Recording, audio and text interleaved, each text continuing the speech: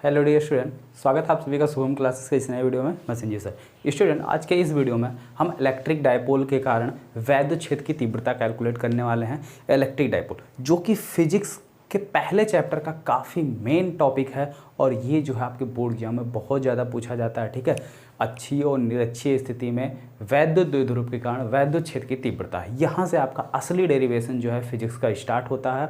तो सभी लोग इस वीडियो को शुरू से लेकर लास्ट तक बिना स्किप किए हुए देखिएगा, जिससे एक एक चीज़ जो है इस टॉपिक का अच्छी तरीके से आपको समझ में आ जाए। इससे पहले की वीडियो की अगर हम बात करें तो इससे पहले की वीडियो में इलेक्ट्रिक फील्ड, कूलाम्स लॉ, बाकी सारी चीज़ें जो आपके छोटे छोटे बेसिक डेफिनेशन और डेरिवेशन है, वो सारी चीज़ें हम लोगों ने काफ़ी डिटेल में डिस्कस किया है। तो चलिए इसको भी डिस्कस करते हैं। तो जितने भी बच्चे वीडियो को लाइव देख रहे हैं सभी लोग वीडियो को लाइक कर दीजिए और अपने दोस्तों में भी शेयर कर दीजिए। ओके स्टूडेंट, चलिए देखिए, सबसे पहले बात करते हैं वैद्युत द्विध्रुव के कारण वैद्युत क्षेत्र की तीव्रता। तो वैद्युत द्विध्रुव के कारण वैद्युत क्षेत्र की जो तीव्रता है वो दो केसेस में निकलती है। ठीक है, एक तो एक्सियल पॉइंट पे यानी कि अक्षीय स्थिति में, और दूसरा निरक्षीय स्थिति में। ठीक है, दूसरा जो है वो क्या है, निरक्षीय स्थिति में यानी कि इक्विलैटरल पॉइंट। ठीक है, तो दोनों केसेस को बारी बारी काफ़ी डिटेल में स्टडी करना है। लेकिन उससे पहले वैद्युत द्विध्रुव क्या होता है, वैद्युत द्विध्रुव आघूर्ण क्या होता है, ये सारी चीज़ें कल ही के वीडियो में हमने डिस्कस भी किया। ठीक है, तो वैद्युत द्विध्रुव आघूर्ण क्या है, वैद्युत द्विध्रुव क्या है, ये जो बच्चे जो है इसके बारे में नहीं जानते हैं वो प्रीवियस यानी कल का जो है वीडियो लेक्चर आप लोग देख लीजिए, सारी चीज़ें आपको क्लियर हो जाएगी। तो चलिए देखिए, जैसे मान लेते हैं ये हमारा कोई क्या है, वैद्युत द्विध्रुव है। ठीक है, सबसे पहले हम एक्सियल पॉइंट निकालते हैं। ठीक है, अक्षीय स्थिति में। कौन सी स्थिति, अक्षीय स्थिति। इसके बाद निकालेंगे निरक्षीय स्थिति। ठीक है, एक्सियल पॉइंट।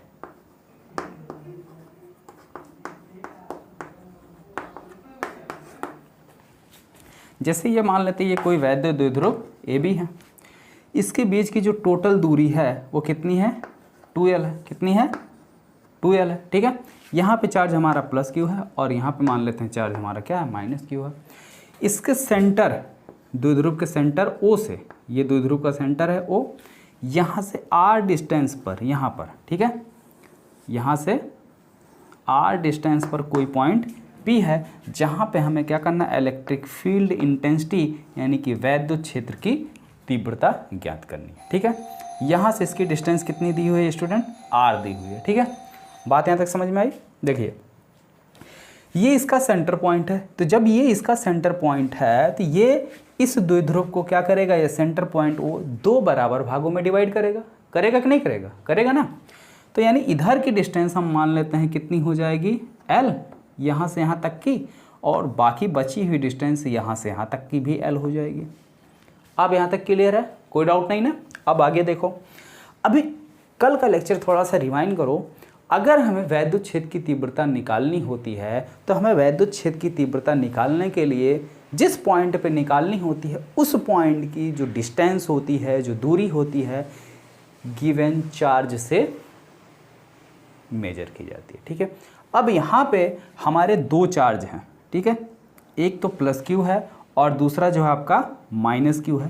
तो इन दोनों आवेश के कारण इस बिंदु पर अलग अलग वैद्युत क्षेत्र की तीव्रता हम निकालेंगे और उसके बाद इसका परिणाम यानी रिजल्टेंट जो है इलेक्ट्रिक फील्ड इंटेंसिटी निकाल लेंगे, रिजल्ट हमारा आ जाएगा।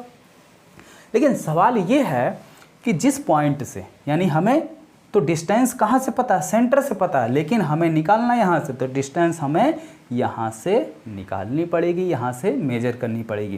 तो यानी जिस चार्ज की वजह से आप इलेक्ट्रिक फील्ड इंटेंसिटी यानी कि वैद्युत क्षेत्र की तीव्रता निकालेंगे, उस चार्ज से दूरी पता होनी चाहिए। पहला पॉइंट यही है कि जिस चार्ज, अगर प्लस क्यू के कारण यहाँ पे तीव्रता निकालना है तो यहाँ से दूरी, इसके कारण निकालना है तो यहाँ से दूरी। ठीक है, तो चलिए निकालते हैं। अब थोड़ा सा आ जाओ फिगर पे, ध्यान दो। यहाँ से लेके यहाँ तक r है, लेकिन हमें दूरी चाहिए यहाँ से, यहाँ से दूरी चाहिए। ठीक है, तो यहाँ से दूरी कितनी हो जाएगी, यहाँ से यहाँ तक r है और यहाँ से यहाँ तक कितना है, l है, l है। तो यानी कि टोटल में से l माइनस कर दें तो हमें b से दूरी पता चल जाएगी, यानी माइनस क्यू से। तो ये दूरी कितनी हो जाएगी, r माइनस l। ठीक है, यानी बी पी इक्वल टू कितनी हो जाएगी, r माइनस l। ठीक है, अगला a से, एक दूरी हमको चाहिए ए से, तो ए से देख रहे हैं यहाँ तक तो आर है आपका, इतना और यानी कि एल और, तो यहाँ से यहाँ तक कितना हो जाएगा आर प्लस एल, ठीक है। Then A P equal to कितना हो जाएगा आर प्लस एल, ठीक है। अब अच्छे से प्रूफ करने के लिए आप 2 लाइन लिखेंगे। माना कोई वैद्युत, लिखिए, माना कोई वैद्युत द्विध्रुव ए बी है, ठीक है, जिसका मध्य बिंदु ओ है, ठीक है। वैद्युत द्विध्रुव के मध्य बिंदु ओ से आर दूरी पर स्थित कोई पॉइंट पी है जहां पे हमें वैद्युत क्षेत्र की तीव्रता ज्ञात करनी है, ठीक है। ये हो गया माना में, ठीक है। अब देखिए बिंदु ए से पी की दूरी ए पी इजकल टू कितनी हो जाएगी आर प्लस एल, बिंदु बी से पी की दूरी कितनी हो जाएगी B P equal to R minus L, ठीक है। ये हो गया। अब आगे देखो प्लस क्यू आवेश के कारण, ठीक है, प्लस क्यू आवेश के कारण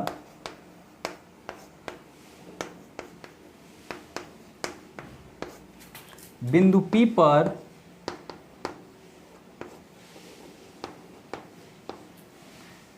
वैद्युत क्षेत्र की तीव्रता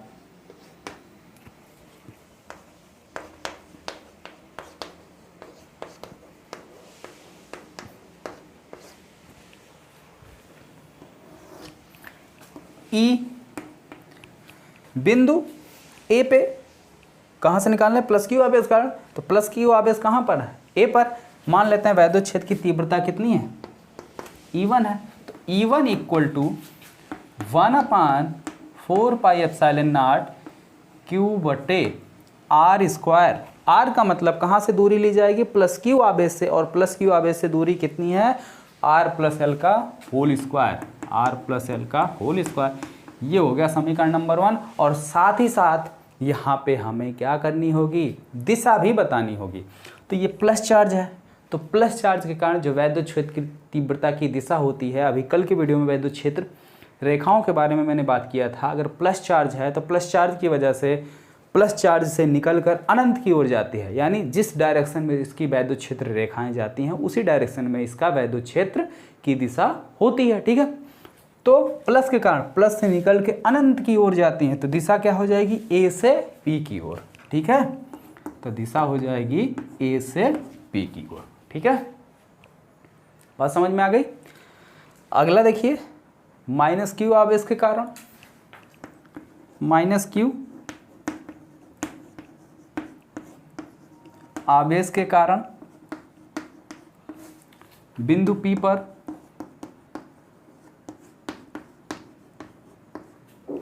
वैद्युत क्षेत्र की तीव्रता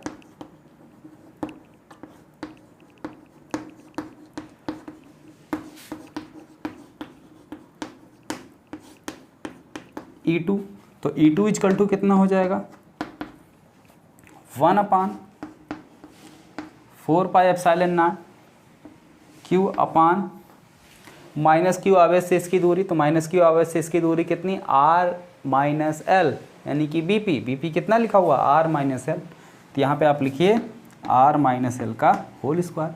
ये हो गया समीकरण नंबर 2। दिशा माइनस आवेश के कारण जो वैद्युत क्षेत्र की दिशा होती है वो अनंत से माइनस आवेश की ओर होती है, तो अनंत से माइनस आवेश की ओर, यानी E1 की दिशा इधर हो जाएगी और E2 की दिशा आपके इधर हो जाएगी, तो इसकी दिशा किधर हो जाएगी P2B, P2B, ठीक है। अब देखिए बिंदु P पर आपके दो वैद्युत क्षेत्र की तीव्रताएं कार्य कर रही हैं और दोनों अलग अलग दिशा में कार्य कर रही हैं, ठीक है। तो इनका परिणाम ही निकाल लेते हैं भाई, जो ज़्यादा होगा ज़्यादा वाले में से कम घट जाएगा, वही इसकी दिशा हो जाएगी, ठीक है। जैसे मान लो कोई पत्थर का टुकड़ा है या कुछ भी मान लो, जैसे ये चाक ही है, ठीक है। एक लोग इसको इधर खींच रहे हैं, एक लोग इसको इधर खींच रहे हैं, सिंपल सी बात है। तो दो लोग इस चाक को वो अपनी तरफ खींच रहे हैं, ये अपनी तरफ खींच रहे हैं, तो अब ये चाक क्या करेगा किधर जाएगा, जिसकी तरफ बल ज़्यादा लगेगा, जो ज़्यादा फोर्स लगाएगा ये वो उसकी तरफ निकल लेगा, ठीक है। इधर वाले ज़्यादा लगाएंगे तो ये चुपचाप इधर खिसक जाएगा, इधर वाले ज़्यादा लगाएंगे तो ये चुपचाप इधर खिसक जाएगा, सिंपल सी बात है। तो वही चीज़ है, यहाँ पे दो वैद्युत क्षेत्र की तीव्रताएं E1 और E2 काम कर रही हैं, जो ज़्यादा होगा वैद्युत परिणामी वैद्युत क्षेत्र की तीव्रता उसी तरफ खिसकेगा। तो चलिए निकालते हैं। बिंदु P पर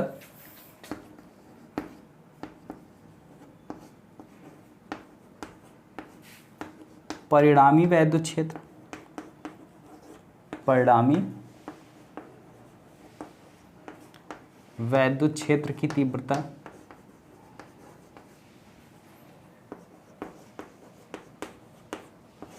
E इक्वल टू, अब जो ज़्यादा है, ज़्यादा कौन है? जिसका डिनोमिनेटर छोटा होगा वो वैल्यू ज़्यादा होगा। तो डिनोमिनेटर छोटा है किसका? डिनोमिनेटर छोटा r माइनस एल। अगर हम r बराबर 10 मान लें और l बराबर 2 मान लें तो यहाँ 10 माइनस 2 यानी 8, 8 का वर्ग करोगे 64 आएगा। और यहाँ पे 10 प्लस 2 12, 12 का वर्ग 144।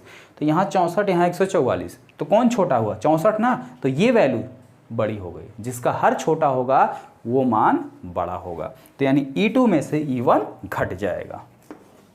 तो E2 माइनस E1 यानी कि जो हमारा रिजल्टेंट है, वो क्या हो जाएगा? किसकी तरफ? इधर की तरफ कार्य करेगा। किधर कार्य करेगा? इधर की तरफ कार्य करेगा। ठीक है, बात बिल्कुल समझ में आ गई? कोई दिक्कत नहीं ना? चलिए, अच्छी बात है। तो अब चलिए इसको माइनस कर लिया जाए।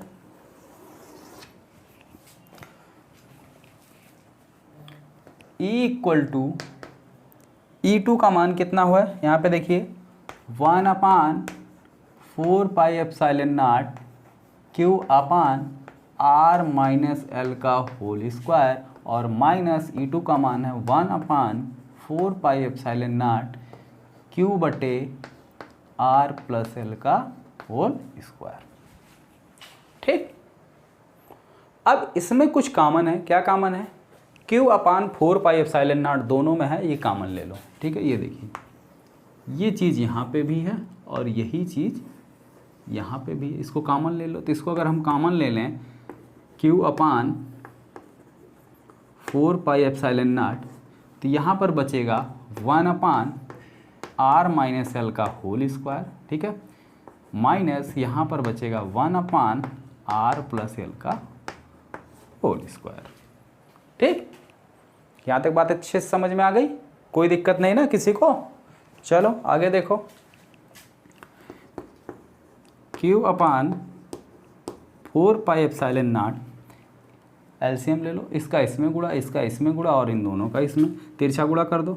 तो R प्लस L का whole square minus R minus L का होल स्क्वायर बटे R माइनस L का whole square, R plus L का होल स्क्वायर।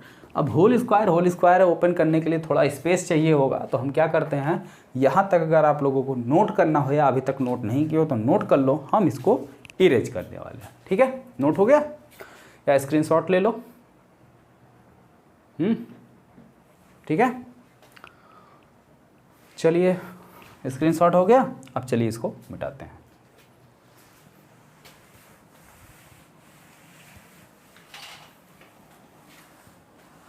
नहीं, फिगर नहीं मिटाया जाएगा। फिगर मिटा देंगे तो फिर बनाना पड़ेगा। अभी फिगर में समझाना भी तो है।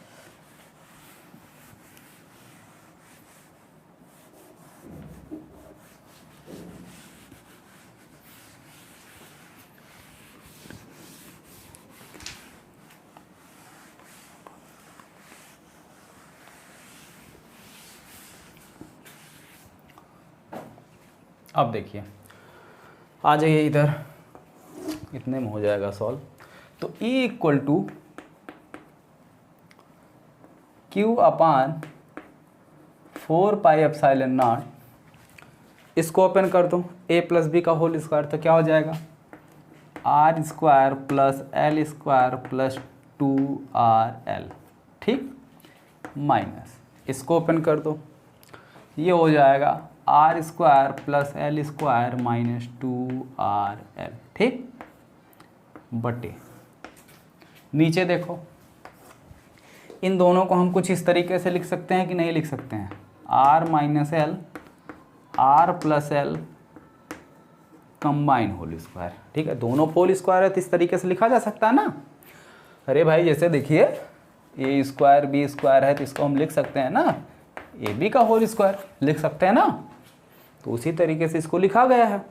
अब देखिए equal to Q upon 4 pi epsilon not, यहाँ पे ब्रैकेट ओपन कर दीजिए, R square plus L square plus 2RL minus R square minus L square minus minus plus 2RL। भाई ब्रैकेट खोलना आपको आना चाहिए, ठीक है, ये काफ़ी बेसिक चीज़ें हैं। ये हो गया आर माइनस एल और आर प्लस एल, यानी कि A minus B into A plus B, तो क्या हो जाएगा A square minus B square, यानी कि R square minus L square का ये क्या हो गया, होल स्क्वायर हो गया।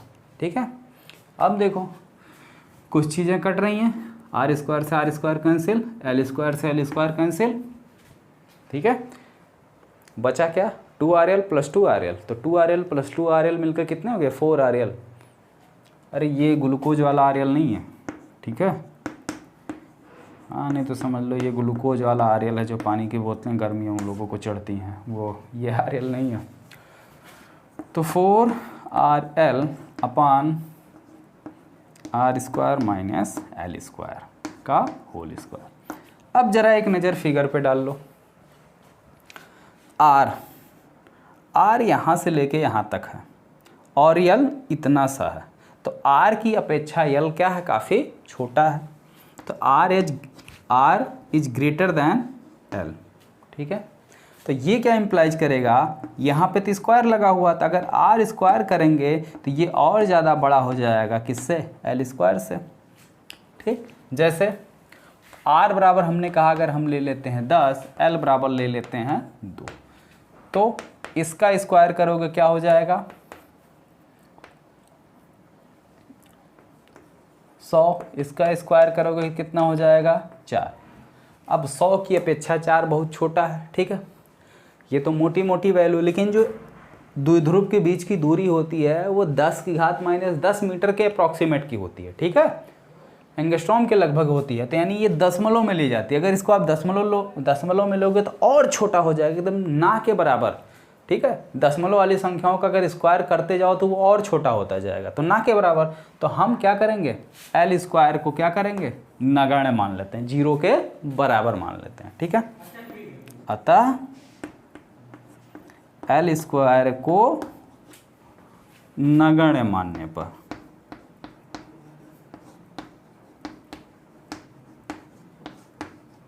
ठीक है, तो जब एल स्क्वायर को हम नगण्य मान लेंगे तो यानी यहाँ पे 0 आ जाएगा, तो क्या मिलेगा हमको, equal to Q upon 4 pi epsilon not 4RL divided by यहाँ 0, तो आर स्क्वायर सिर्फ बचेगा, आर स्क्वायर और बाहर स्क्वायर, तो 2 इंटू 2 कितना हो जाएगा 4, आर की पावर 4, ठीक है, तो एक आर से एक आर कैंसिल हो गया, कितना आ गया आर की पावर 3। तो फाइनली क्या मिला हमको,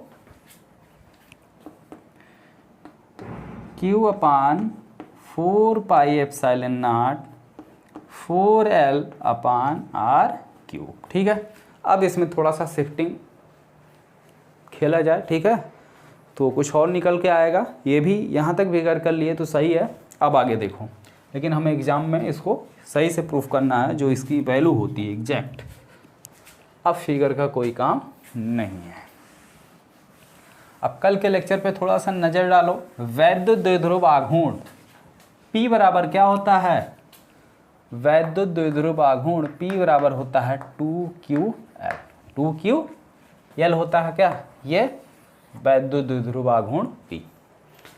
तो 4 को हम क्या करें, 2 इंटू 2 कर दें, ठीक है, तो फाइनली E को हम क्या लिख सकते हैं, 1 अपान 4 पाई एप्सिलॉन नॉट, 4 को लिख दिया मैंने 2 इंटू 2 QL अपान R क्यूब, वही चीज़ लिखा गया है, 2 का गुणा कर लोगे 4 हो जाएगा, Q और L, ठीक है।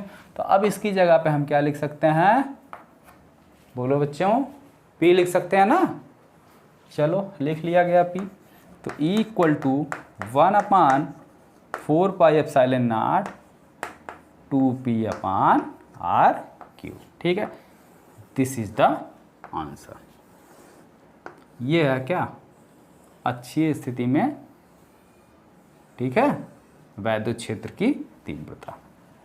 अच्छी तरीके से समझ में आ गया, किसी को कोई डाउट, अगर किसी को कोई डाउट हो तो अभी कमेंट बॉक्स में कमेंट करके पूछ सकते हो। अगर कोई डाउट नहीं है तो इसको मिटा के बढ़ते हैं आगे निरक्षीय स्थिति के लिए। ठीक है, नोट हो गया, स्क्रीनशॉट ले लो और बढ़ा जाएगा। तो चलिए मिटाते हैं। ठीक है, सबका नोट हो गया ना? हाँ, पसीने से तो भाई शर्ट भीग गया है। खैर कोई बात नहीं है। एक कहावत है कि जो पानी से नहाता है वो लिबाज बदलता है, और जो पसीने से नहाता है बाकी समझदार हो आगे क्या होगा, समझ जाओ। ठीक है, तो खैर ऐसी कोई बात नहीं है। ठीक है, वो काम आप लोग भी कर सकते हो। जितना ज़्यादा मेहनत लग से आप पढ़ सकते हो पढ़ो, और वो काम आप भी करो। ठीक है, अरे भाई इतिहास बदल सकता है जो पसीने से नहाएगा। तो खैर हमें यहाँ इतिहास नहीं बदलना है, हमें सिर्फ यही इतना काम करना है कि जो चीज़ें हम समझा रहे हैं वो आपको बेहतर से बेहतर तरीके से समझाया जा सके और आप अच्छी तरीके से उसको समझ सके। यही मेरा पूरा प्रयास रहता है। ठीक है, और अगर नहीं समझ में आता हो तो तुरंत 1 नहीं 10 बार पूछो। ठीक है जी, जब तक ना समझ में आए तब तक पूछो। मेरा यही काम है कि तुमको अच्छी तरीके से समझाना। चलिए बात करते हैं निरक्षीय स्थिति की। ठीक है, तो निरक्षीय स्थिति, ठीक है, जैसे मान लीजिए ये हमारा क्या है, कोई वैद्युत द्विध्रुव ए बी है। ठीक, एक जगह प्लस क्यू आवेश रख लिया गया, एक जगह माइनस क्यू आवेश रख लिया गया। इसके बीच की दूरी कितनी है? टोटल 2L है। टोटल डिस्टेंस कितनी है? 2L। ठीक है, ये इसका सेंटर पॉइंट क्या है? O है, सेंटर पॉइंट। तो जब ये इसका सेंटर पॉइंट है तो यहाँ से यहाँ तक की डिस्टेंस कितनी हो जाएगी? L, और यहाँ से यहाँ तक की डिस्टेंस कितनी हो जाएगी? L। ठीक है, यहाँ से यहाँ तक का L और यहाँ से यहाँ तक भी L। एक्सियल, ठीक है, निरक्षीय से यानी इक्विलेटरल, दोनों से बराबर दूरी पर यहाँ पर कोई पॉइंट P स्थित है और इसकी डिस्टेंस दे रखी है R। ठीक है, और इस बिंदु P पर अब हमें क्या करनी है? वैद्युत क्षेत्र की तीव्रता निकालनी है। ठीक है, इस बिंदु P पर। तो देखिए कैसे निकाला जाएगा। इसके पहले वाले में मैंने क्या बताया, कहीं पर अगर हमें वैद्युत क्षेत्र की तीव्रता निकालनी है तो अगर हम ये देखें हमारे पास चार्ज कौन कौन से हैं, तो दूरी जो है उस चार्ज से हमको पता होनी चाहिए। तो एक चार्ज यहाँ है A पर और एक चार्ज यहाँ है B पर। तो दूरी हमें कहाँ से निकालनी पड़ेगी? A और B से। तो यहाँ से इसको मिला देते हैं। ठीक है,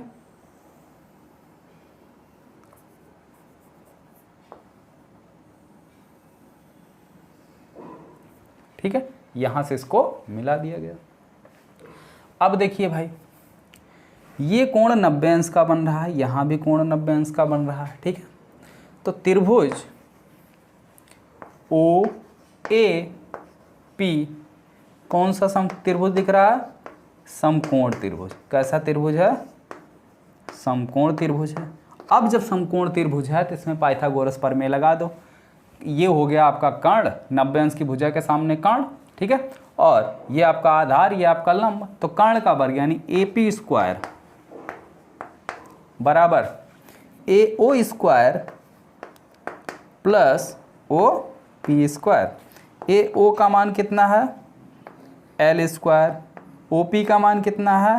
R स्क्वायर। ठीक है, इसी तरीके से दूसरे वाले में त्रिभुज OBP में, ठीक है, इसमें भी वही चीज, BP स्क्वायर बराबर BO square plus OP square.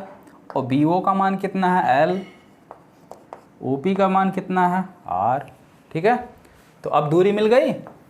अब जब दूरी मिल गई तो क्या करो, फटाफट एक बार प्लस क्यू आवेश के कारण निकाल लो, एक बार माइनस क्यू आवेश के कारण निकाल लो। ठीक है, तो सबसे पहले किसी के कारण निकालो, कोई दिक्कत नहीं है। प्लस क्यू आवेश के कारण बिंदु P पर वैद्युत क्षेत्र की तीव्रता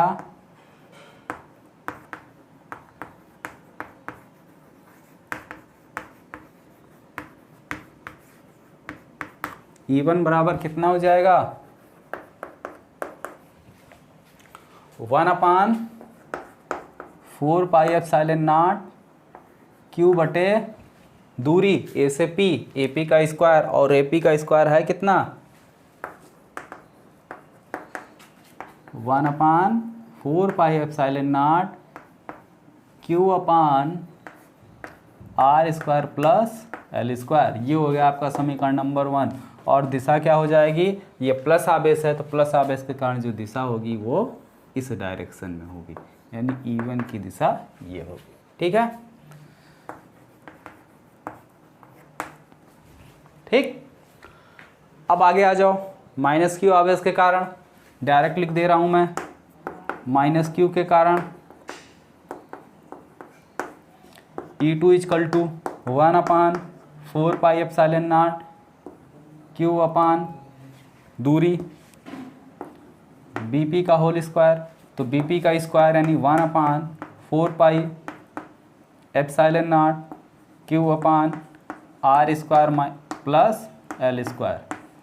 ठीक है, इस समीकरण नंबर 2। इसकी दिशा ये E2 माइनस है ना, तो माइनस के कारण इसकी जो दिशा होगी वो इस डायरेक्शन में हो जाएगी E2। ठीक है, तो यहाँ पे दिशा क्या हो जाएगी P2 P। ठीक है, अब वही काम, जैसे ये चाक है, इसको एक लोग इधर खींच रहे हैं ऊपर की ओर, एक लोग ऐसे नीचे की ओर खींच रहे हैं। ठीक है, तो ये ना तो ऊपर जाएगा ना नीचे जाएगा, बल्कि इसके बीचों, अगर दोनों लोग बराबर खींचेंगे तो ये ऐसे बीचों बीच बिल्कुल जाएगा। ठीक है, और देख ही रहे हैं कि दोनों बल E1 और E2 आपके दोनों देख रहे हो बराबर हैं, तो यानी बराबर फोर्स लग रहा है, तो इसका जो परिणामी है इसके बिल्कुल ठीक बीचों बीच से होकर इस तरीके से जाएगा E। ठीक है, तो बिंदु E पर परिणामी वैद्युत क्षेत्र की तीव्रता, बिंदु P पर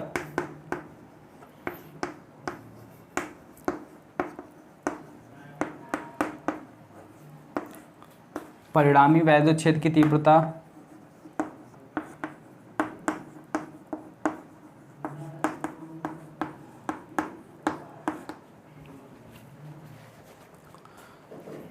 E इजकल टू, अब देखो ये जो है E1, इसको दो कंपोनेंट में विभाजित कर दो। ठीक है, एक लंबवत और एक क्षैतिज, तो ये इसका क्या हो जाएगा क्षैतिज घटक हो जाएगा।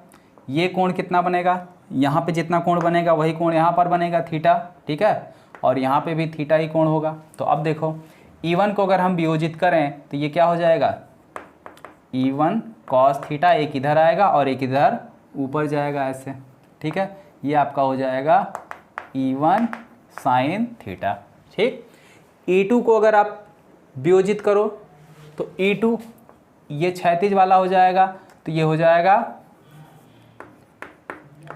E2 cos थीटा, और ये लंबवत वाला हो जाएगा, ये हो जाएगा E2 sin theta, E2 sin theta. अब देखो E2 और E1 आपके बराबर है, तो sin थीटा ये भी बराबर है, तो यानी ये और ये एक दूसरे को कर देंगे कैंसिल। बचेगा सिर्फ क्या, बचेगा सिर्फ क्या E1 cos थीटा और E2 cos थीटा, ये दोनों एक ही दिशा में हैं, तो सीधे सीधे दोनों जुड़ जाएंगे। ठीक है, ये चीज़ आप लिखेंगे। वैद्युत क्षेत्र की तीव्रता E1 को क्षैतिज और ऊर्ध्वाधर दो घटकों में वियोजित करने पर इसका जो क्षैतिज घटक होगा वो E1 cos थीटा होगा, और जो ऊर्ध्वाधर घटक होगा वो E1 sin थीटा होगा। ठीक इसी तरीके से E2 को ऊर्ध्वाधर और लंबवत घटक में वियोजित करने पर, ठीक है, तो इसका क्षैतिज घटक हो जाएगा E2 cos थीटा और ऊर्ध्वाधर घटक E2 sin थीटा। हम देख रहे हैं कि E2 sin थीटा और E1 sin थीटा परिमाण में बराबर और दिशा में विपरीत हैं। ये चीज़ जो बोल रहे हैं उसको लिखना है। हम देख रहे हैं क्या कि E1 sin थीटा और E2 sin थीटा परिमाण में बराबर और दिशा में विपरीत है, अतः एक दूसरे को कैंसिल कर देंगे। ठीक है, एक दूसरे के प्रभाव को निरस्त कर देंगे। आगे लिखोगे E1 cos थीटा और E2 cos थीटा एक ही दिशा में कार्य कर रहे हैं और दोनों परिमाण में बराबर है, अतः बिंदु P पर परिणामी वैद्युत क्षेत्र की तीव्रता E equal to E1 cos theta plus E2 cos theta. ठीक है, E1 बराबर E2 है तो दोनों बराबर हैं, तो ये भी दोनों बराबर हैं, तो सीधे सीधे कितना हो जाएगा 2, या सीधे सीधे नहीं भी समझ में आ रहा बराबर है कि नहीं है तो दोनों की वैल्यू रख लो, E1 और E2 दोनों की वैल्यू रखोगे, दोनों बराबर हैं। तो जब बराबर है सीधे सीधे जुड़ जाएंगे तो कितना हो जाएगा, 2 हो जाएगा। ठीक है, कितना हो जाएगा, 2/4πε0 Q/r² plus L² into cos theta. कैसे आएगा देख लो, यहाँ पे E1 की वैल्यू रखो, कास थीटा दोनों में कॉमन है, कॉमन ले लो, Q/E2 वही सेम वैल्यू है,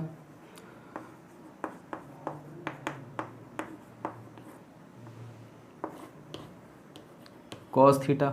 ठीक है, कॉस थीटा। अब देखो सेम सेम है तो सीधे सीधे जुड़ गए, 2 आ गया। ठीक है, तो बचाइए अब cos theta.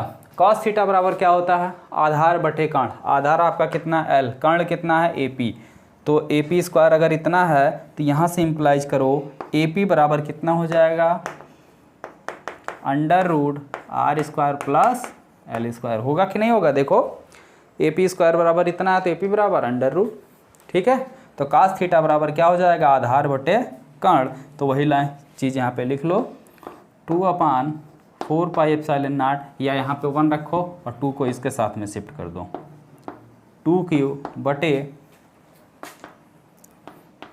r² plus L² into cos theta की जगह कितना, L/√r² प्लस L²। ठीक है, बात समझ गए। सिंस यहाँ लिख दो कॉस थीटा बराबर L/√r² प्लस L²। ठीक है, आगे देखो,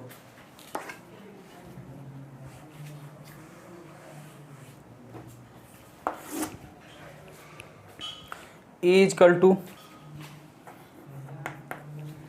देखो 2QL, तो ये मिलकर कितना हो गया P, तो E=1/4πε0 P/, नीचे आएगा √, को हम क्या लिख सकते हैं, पूरे की पावर 1/2, यानी इसकी जगह लिख सकते हैं r² plus L² into r² plus L² की पावर 1/2। ठीक है, √, को ये लिखा जा सकता है।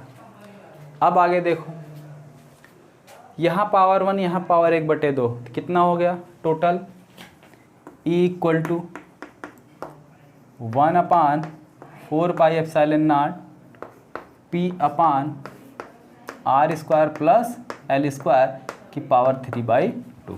ठीक है, तो अब वही पुराना कॉन्सेप्ट, यहाँ पे आ जाओ, R की अपेक्षा L काफ़ी छोटा है। ठीक है, L < R, ये इम्प्लाइज करेगा L² और छोटा हो जाएगा r² से, अतः L² को नगण्य मानने पर, ठीक है, तो नगण्य मान लिया गया, तो E = 1/4πε0 P/, इसकी जगह 0, तो r², इसको 0 मान लिया, बाहर क्या 3/2 है, 3 3/2, 2 से 2 कैंसिल, r की पावर कितनी आ गई 3, तो E = 1/4πε0 P/r³। ये हो गई निरक्षीय स्थिति में वैद्युत क्षेत्र की तीव्रता। जैसा कि साफ साफ दिखाई दे रहा कि निरक्षीय स्थिति में वैद्युत क्षेत्र की तीव्रता अक्षीय स्थिति में जितनी आती है उसकी आधी होती है। ठीक है, कितनी होती है, आधी होती है। मात्रक तो पता ही है, न्यूटन पर कूलाम, न्यूटन पर कूलाम। बीमा कल के ही वीडियो में मैंने निकलवाया था। ठीक है, तो यहाँ तक सबको अच्छी तरीके से समझ में आ गया। तो आई होप सभी को वीडियो भी पसंद आया होगा। सभी लोग जितने भी बच्चे वीडियो को लाइव देख रहे हैं सभी लोग वीडियो को लाइक कर दीजिए, और अगर अभी तक आपने चैनल को सब्सक्राइब नहीं किया है तो चैनल को सब्सक्राइब करके बेल आइकन का बटन भी हिट कर लें, जिससे हमारी आने वाली हर एक नई वीडियो का नोटिफिकेशन आपको मिलता रहे। ओके स्टूडेंट, और कहीं पर भी अगर नहीं समझ में आया हो तो आप उसको नीचे कमेंट बॉक्स में कमेंट करके पूछ सकते हैं, और साथ ही साथ ये ज़रूर कमेंट करके बताना कि ये वीडियो आप सबको कैसी लगी। ओके स्टूडेंट, मिलते हैं फिर नेक्स्ट वीडियो में। Okay, thank you.